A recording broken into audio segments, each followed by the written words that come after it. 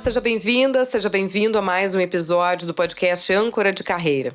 E tem tanto para falar que eu vou tentar economizar tempo de abertura para investir mais tempo com a nossa convidada. Se tempo é dinheiro, há que ser bem investido quando o nosso assunto é exatamente este. Faz tempo que a gente não fala especificamente de dinheiro aqui. Eu acho que a última vez que o assunto foi diretamente este foi no episódio 4, quando falamos sobre precificação. Aliás, pode voltar lá porque aquela conversa segue valendo. E precisamos falar de dinheiro porque ele ainda é um domínio relativamente recente entre nós mulheres, porque muitas ainda preferem entregar a administração financeira para os homens, porque vivemos num país instável, porque estamos vivendo mais, mas a nossa capacidade produtiva não é eterna e por aí vai. Então, a nossa conversa aqui é com alguém que, ao longo da carreira, decidiu focar na educação financeira de mulheres, no atendimento desse público e que vai dar aí alguns caminhos para que você, se ainda não descobriu o seu canal de investimento, possa começar a pensar sobre isso sem tanto medo e sem esperar ficar rica para investir. A nossa conversa é com a sócia da Propósito Capital, escritório credenciado pela BTG Pactual, que tem formação em administração de empresas, especialização em gestão de negócios e planejamento financeiro familiar, formação em educação financeira e finanças comportamentais, que em 2021 fundou o movimento Elas Investem, com a missão de democratizar a educação financeira e o acesso ao mercado de investimento para mulheres. São 35 anos de experiência no mercado financeiro e eu converso com a Cris Della Justina. Tudo bem? Tudo bem, Sabrina. Cris, primeiro nós queremos conhecer a tua jornada. Dificilmente alguém sai da faculdade ou das formações sabendo onde vai parar, né? No sentido de um foco tão específico. O que aconteceu na tua jornada que te levou ao público feminino? Bom, Sabrina, em primeiro lugar, eu quero te agradecer a oportunidade. Para mim é uma honra estar falando desse tema que eu amo e que eu venho estudando desde 2019, né? Quando eu fiz uma especialização e o meu trabalho de conclusão foi exatamente o porquê as mulheres, elas tem diferentes formas de tomar, ela tem uma diferença muito forte entre a mulher e o homem na hora de tomar decisão para investir. E aí eu fui a campo, né? E fui entender isso e me abriu sim, os olhos para muitas coisas.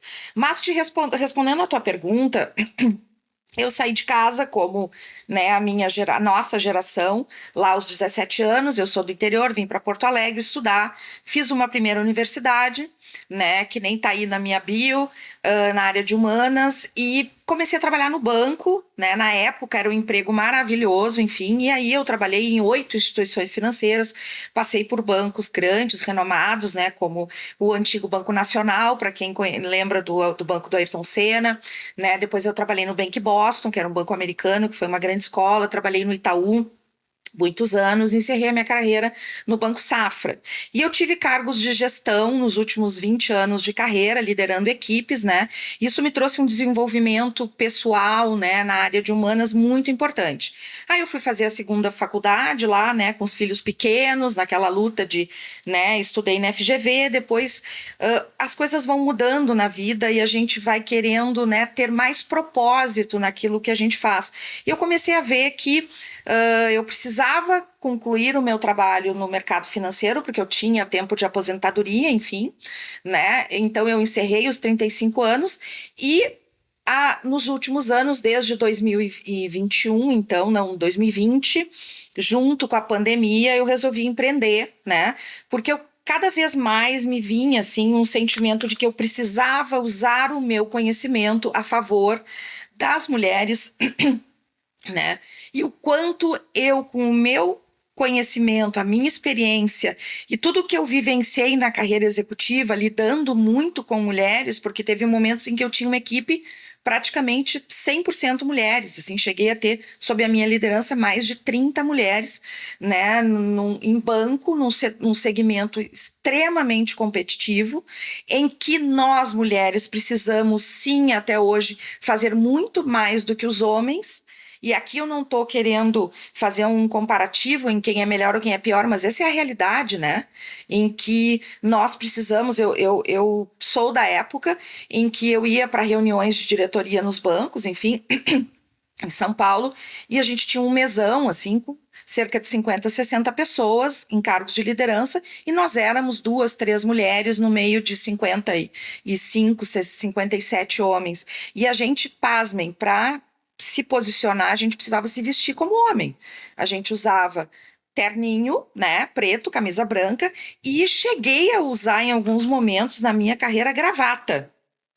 Olha isso, só.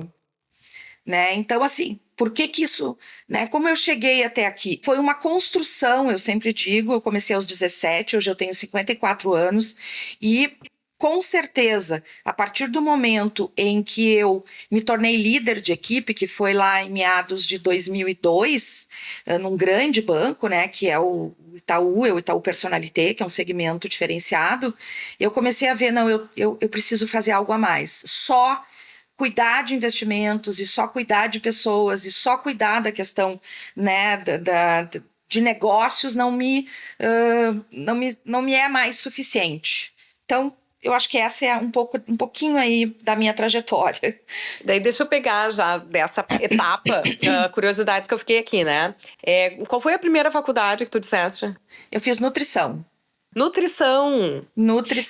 Me formei bem jovem e aí eu percebi, ali foi a minha primeira questão, que eu trago muito também, assim, às vezes em palestras, a questão, assim, eu não tive a opção de trabalhar com o que eu queria, porque eu precisava sustentar a casa junto com o meu, né, na época, marido.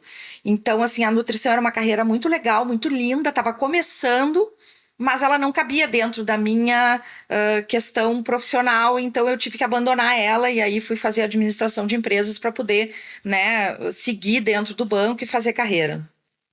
Não, e eu te pergunto porque eu tenho muita curiosidade sobre essas trocas de carreira e essas escolhas que a gente vai fazendo ao longo do caminho, né? Porque até assim, porque o próprio âncora de carreira, esse podcast, ele vem nesse sentido de como a decisão de carreira das mulheres, ela nunca está focada, ou raramente está focada só na carreira. Ela vem carregada de todo um contexto doméstico, um contexto pessoal de favorecimento da sua família, das escolhas de relacionamento. E esse é um exemplo que tu trouxeste, assim, né? Fez uma escolha por um curso que não coube nas outras escolhas, né? De família, de finanças mesmo. Perfeito. Naquele momento, e que te impulsionou para outra carreira, né? E aí, tu em 2021 lança um movimento, que é Elas Investem. O que é esse movimento e por que ele nasceu nesse momento? Então, Sabrina, como eu falei antes, em 2019 eu fiz um MBA, né, em gestão e negócios, e ali eu tinha que fazer um trabalho de conclusão, e eu já vinha com essa ideia de que eu precisava entender melhor por que as mulheres que sentavam na minha frente para investir, elas tinham perguntas completamente diferentes dos homens, né? O homem é muito prático, é sempre muito: quanto é que eu vou ganhar, onde é que tu vai investir, onde é que tu vai botar meu dinheiro, é assim. E a mulher não, tá, mas que produto é esse? Mas por que é importante investir nesse produto? Mas por que tu tá me recomendando isso? Elas sempre têm um quê por trás, né? Um porquê, digamos assim. E aí o meu trabalho de conclusão foi exatamente pesquisar, né, as diferenças que existem. Aí eu fui, né, fiz uma pesquisa de mercado mesmo, e ali ficou muito claro para mim, né? Mulher não investe só pelo dinheiro, só pelo que ela vai ganhar. Mulher toma mais cuidado, né, antes de investir. Ela sempre quer saber o porquê, ela quer saber o quanto aquilo vai impactar, né? Muitas vezes o mundo, a vida de outras pessoas.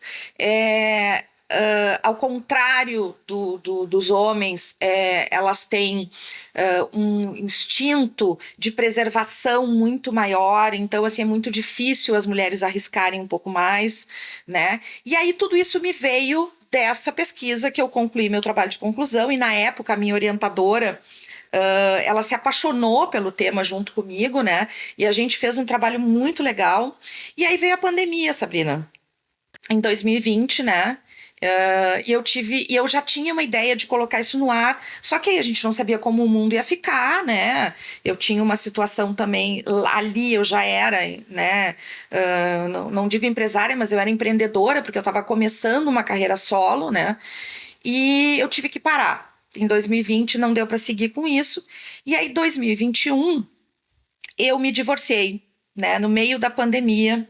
um divórcio muito difícil, né, que de um casamento de 30 anos, que foi muito complicado, assim, nos 2 primeiros anos, né, porque quando uma das partes não quer, né, as coisas dificultam, ficam muito mais difíceis. Eu passei por um divórcio litigioso, e ali eu percebi que o meu aprendizado, né, só para dar aqui um parêntese, eu tive que sair da minha casa com a minha filha mais nova, que era uma adolescente, eu tive que deixar a minha casa inteira para trás para poder ter sanidade mental para continuar trabalhando, né? E aí, passado esse primeiro ano, que a gente ainda estava até 2022 na pandemia, eu sempre com isso na minha cabeça, eu preciso usar isso a favor das mulheres, eu preciso usar, sabe, aquilo o tempo todo conversava comigo, mas eu estava tão presa a problemas com advogado, com justiça, com questões da vida prática, né, que eu não conseguia botar em pé. E aí, em 2023, as coisas já estavam um pouco mais calmas, enfim, eu retomei, né? Mas lá em 2022, ainda no meio da pandemia, eu criei o Elas Investem, né?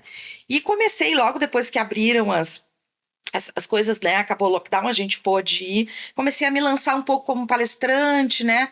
Querendo ali trazer para as mulheres a questão da educação financeira, e começou a ter um movimento interessante. Aí eu fiz um primeiro evento, né?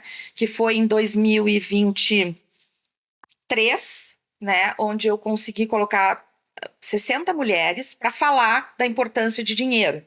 Naquele momento, do dinheiro na vida da gente, o quanto a gente precisa olhar isso com um olhar empático e saber que o dinheiro, sim, ele é importante, ele não é sujo, ele não tem nada de errado em gostar de dinheiro, porque isso também é um tabu na cabeça das mulheres, né? Nós fomos ensinadas, né, a pensar que o dinheiro não nos pertence, que o dinheiro é para o homem, que o homem que administra o dinheiro da família, que o homem que tem conhecimento para isso. Então, eu vou te dizer, todos os dias eu enfrento isso, porque muitas mulheres que me procuram em situações, né, de divórcio, de viuvez, de dissolução de sociedade, de problemas graves, às vezes, assim, de não ter noção do que o marido tem e está no meio de um divórcio.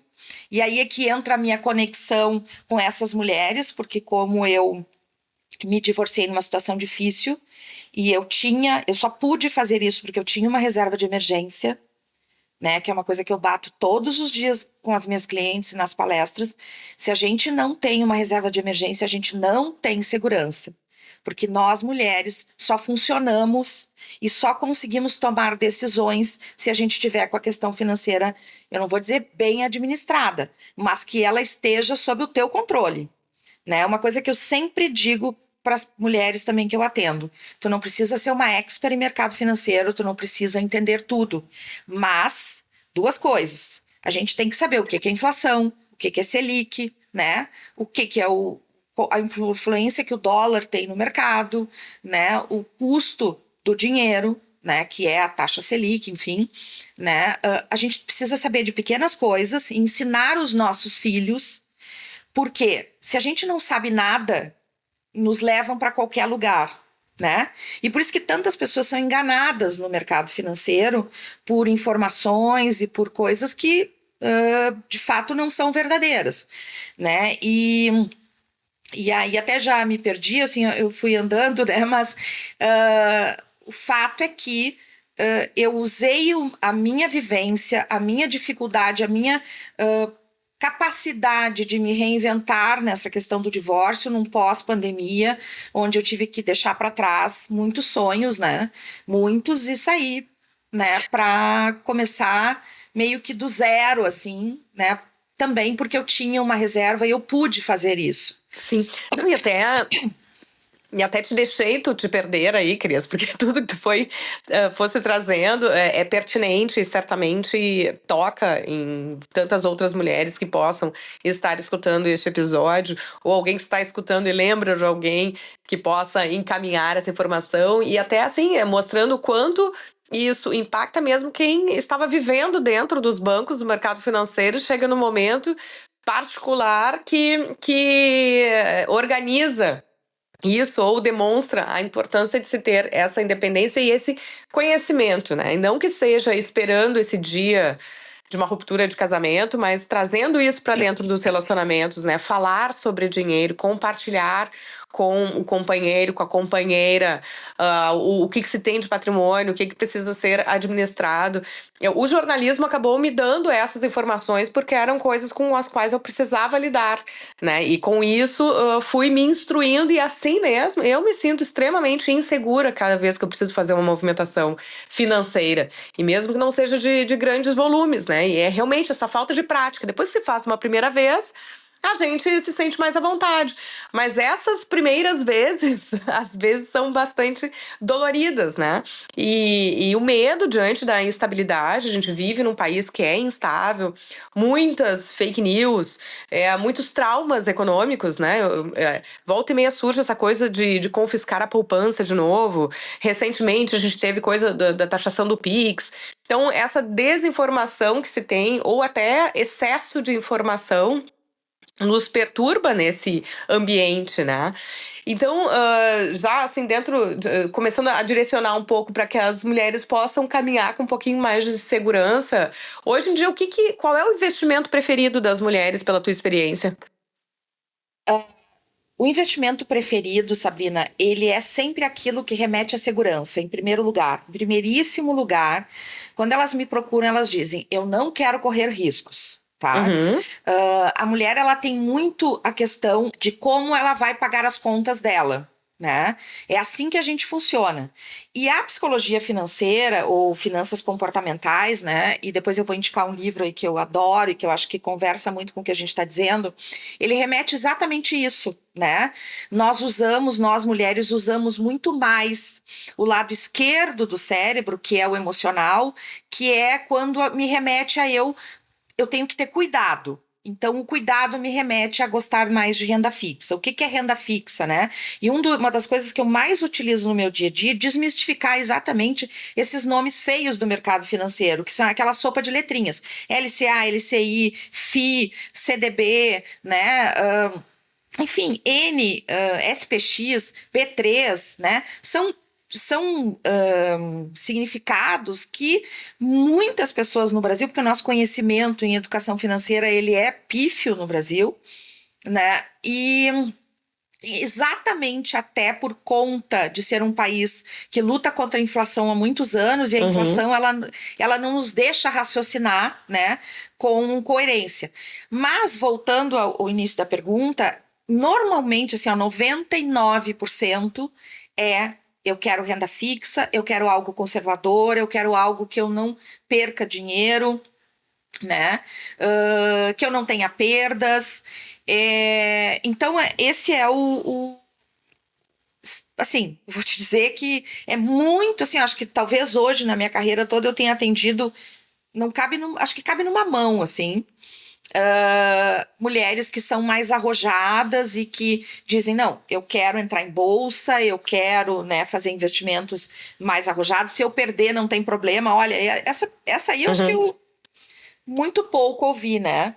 Até porque, Sabrina, eu acho que é importante a gente contextualizar, assim, também, na real, né, nós trazemos aí um legado muito difícil para as mulheres, então é natural que a gente tenha esse medo, como tu bem colocou, né? Só em 1988 que a gente foi considerado com direitos iguais aos dos homens. Como que num espaço tão curto de tempo a gente vai dominar um mercado que é extremamente masculino? Sim, quanto tempo a gente tem direito a CPF? A gente tem o cadastro de pessoa física? O CPF, ele foi permitido para as mulheres a partir de 1960. Só que eu trazer um dado aqui pra gente. Eu trabalhava na época do Banco Nacional em 1990 e eu lembro que ali foi que as mulheres começaram a fazer CPF. Porque até então elas declaravam imposto de renda junto com o marido e não existia um incentivo. Por quê? Porque a Constituição de 1988, né, Sabrina, ela trouxe algumas mudanças claras aí de que a mulher poderia trabalhar e não precisaria mais pedir permissão para o marido para trabalhar, tá? Então, a partir da Constituição de 1988 que as mulheres naquela época, né, as senhoras assim começaram a se sentir, não, mas eu tenho que ter um CPF. E aí foi que a gente começou a abrir conta de mulheres no banco. É. Não, eu faço questão de lembrar essas datas, porque a gente fica brigando com algumas coisas culturais que às vezes a gente não se dá conta do quão recente é a nossa jornada em termos de independência financeira, em termos de trabalho, de ocupação do mercado de trabalho. E algumas famílias já tinham mulheres trabalhando fora antes, mas isso é relativamente recente para todas nós. Tem até pesquisas que indicam que mulheres que tiveram mães que trabalhavam fora têm mais sucesso nas suas carreiras. E eu creio nisso, porque é essa questão da cultura, do estar mais à vontade em alguns ambientes. E o mesmo acontece com o mercado financeiro. Aí, trazendo algumas coisas específicas, quando tu fala em renda fixa, né? A gente tem aí pela frente um ano com taxa básica de juros, e aí tu falaste, né? É importante saber o que é a Selic. A taxa básica de juros devendo chegar, conforme projeção do próprio Comitê de Política Monetária, o Copom, foi bastante noticiado e talvez nem todo mundo tenha se dado conta disso, que pode chegar até a 14,25% nas próximas reuniões aí do Copom. A primeira coisa que me vem é Tesouro Direto. O que nos diz e o que nos traz nesse cenário para a gente falar de abertura de 2025? Então, Sabrina, o Tesouro Direto, tá? E assim, primeiro eu vou voltar um pouquinho no sentido de tu tem total razão na questão né, das decisões aí do Copom que devem acontecer, que é o Comitê de Política Monetária, que é quem decide no Brasil, né, a taxa que será praticada no país, né? Essa taxa, como tu bem colocaste, hoje ela está em 12,25, ela pode chegar em 14, ela pode chegar em 15, ela pode chegar em 18, né? A gente não tem esse número exato, a gente tem algumas economistas, enfim, né? Pessoas que a gente acredita aí que tem um entendimento de que essa taxa Selic ela não vai se acomodar num número sem que sejam feitas reformas importantes, né, nas questões fiscais do país. Mediante uma taxa de juros deste tamanho, né, que o investidor ou muitas pessoas chamam de poupador, eu não gosto de chamar de poupador porque o poupador remete à poupança, e a poupança é um produto antigo, é um produto que praticamente não se utiliza mais, mas infelizmente, né, a população de baixa renda é o que ele tem acesso, né? Então, assim, quando a gente fala em renda fixa, o Tesouro Direto é uma delas, né? E o Tesouro Direto é o título soberano. É aquele título que é vendido pelo governo, né, pelo Banco Central, e que as pessoas têm acesso a comprar. Eu te diria o seguinte, o Tesouro Direto, ele reflete, né, a taxa praticada no país, um pouco mais o risco do país também está embutido ali. Então, hoje a gente vai ter Tesouro Direto, a taxa Selic está 12,25, e a gente vai ter Tesouro Direto sendo vendido a um pouco mais do que isso. Porque o Tesouro Direto, assim como outros títulos, ele reflete também o risco que a gente tem do aumento da taxa de juros, né? Então, ele já está meio que nesse pacote, tá? Para um cliente conservador, o Tesouro Direto, ele é excelente, né? Porque a gente tem títulos do Tesouro, por exemplo, sendo vendidos a IPCA mais uma taxa fixa em torno de 6%, né? 6, 6,5%, depende do dia. Se a gente está falando de uma inflação no ano em torno de... O ano passado fechou em 5%. Esse ano já está sendo precificado aí, segundo também o Copom, deve ficar em torno de 5%, né? Mas o mercado acredita que essa inflação deva subir um pouco mais. Ela deve chegar entre 6% e 7%, né? A gente está vendo aí até o governo numa tentativa de criar alternativas para reduzir a inflação.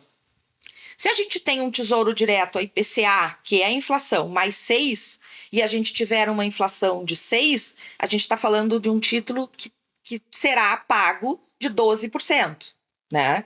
Então, assim, espero que eu tenha sido clara, mas o Tesouro Direto, ele é um bom investimento, sim, ele é um título soberano, como a gente diz, porque ele é o mais seguro, né, teoricamente, assim, Só que muitas pessoas desconhecem isso, né? Infelizmente. Então, mas a gente tem outras opções de renda fixa também muito boas hoje em função dessa taxa, né? A gente tem aí CDBs, a gente tem LCAs, né? A gente tem títulos privados de empresas excelentes, empresas pagando mais do que isso, né? Do que eu falei, do Tesouro Direto. Então, assim, uma coisa que eu sempre falo, Sabrina, e é muito necessário também colocar nesse momento aqui entre nós. Não existe o produto certo para todo mundo. Existe um perfil, né, de risco que a gente precisa respeitar. Então, num primeiro momento que eu sento com aquela mulher, ou que eu converso, ou que eu trago informações, é entender o que essa pessoa está buscando, né, versus o perfil dela, se ela tem um perfil conservador, moderado, ou um perfil mais arrojado, que é aquele que aceita um pouco mais de risco, né, e qual a pretensão dela com esse dinheiro. Se a pessoa senta comigo e diz assim, olha, eu quero fazer uma viagem para Disney daqui a 3 meses, eu não posso pensar em outro investimento que não seja renda fixa, que é aquele conservador que vai passar para a pessoa, na rentabilidade da carteira dela, o reflexo da taxa de juros, porque eu não posso correr risco, né? Agora, se a pessoa senta comigo, ela tem uns 30 anos, ela está empregada, ela tem renda recorrente, né? Ela já tem uma reserva de emergência, é um outro perfil. Ela está juntando dinheiro, né? Juntando um monte dela para aposentadoria. Então, é óbvio que se a gente pensar uma pessoa com 30 anos e eu olhar para daqui a 25 anos ou 30 anos, que é quando ela vai começar a diminuir, né, a carga de trabalho, eu posso correr mais risco, né? Então, eu sempre tomo muito Tudo cuidado com depende. isso. Exatamente. Tem um Perfeito. enorme depende. Então, e claro, eu te induzi aqui a falar do Tesouro Direto, porque é um lugar que eu conheci e coloco, né, alguma renda, e porque não precisa, também uma outra questão a ser desmistificada, é que a gente tem que ter muito dinheiro para investir, ou uma grande sobra. E eu dei de novo, falando do Tesouro Direto como exemplo, a partir de R$ 30 consegue, né, investir ali. Então, essa ideia de que a gente não precisa ter um volume significativo de dinheiro para colocar no investimento. A gente pode experimentar, inclusive, com um valor menor, né? Perfeito. Muito bem colocado, Sabrina. Existe um mito realmente de que eu tenho que ter muito dinheiro para começar.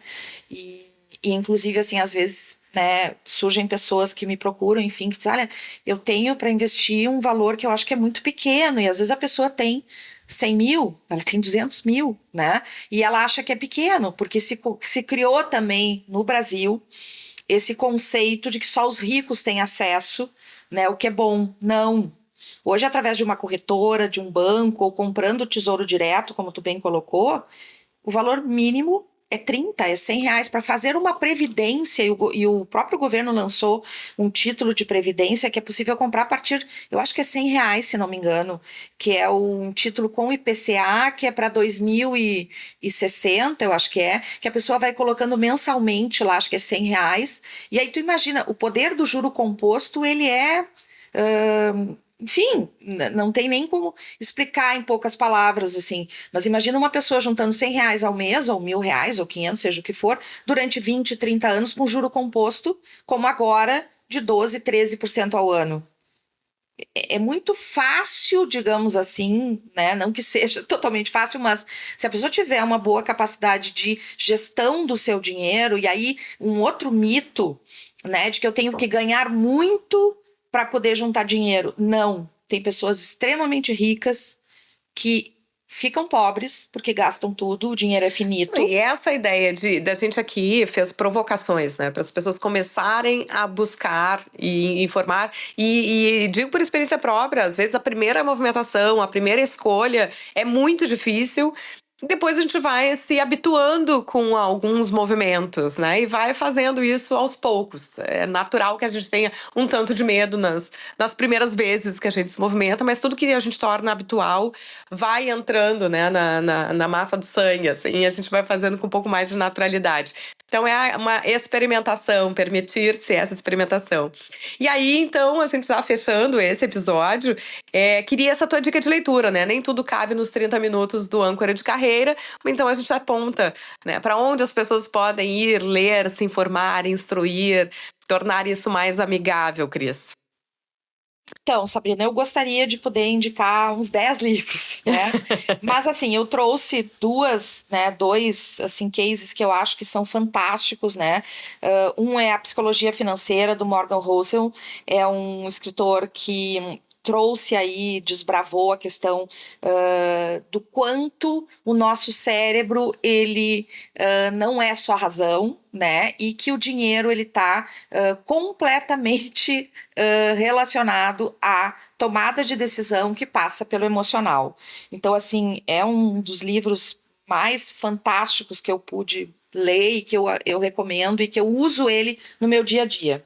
Tá. Não, é bacana tu teres trazido, porque esse é um título que eu já olhei várias vezes nas prateleiras das livrarias e sempre fiquei desconfiada, será? Então a indicação e a curadoria de quem entende me leva agora a confiar, a fazer essa leitura, né? Antes de falar do segundo livro, eu vou dar só uma pinceladinha rápida, se tu me permite, que é o seguinte.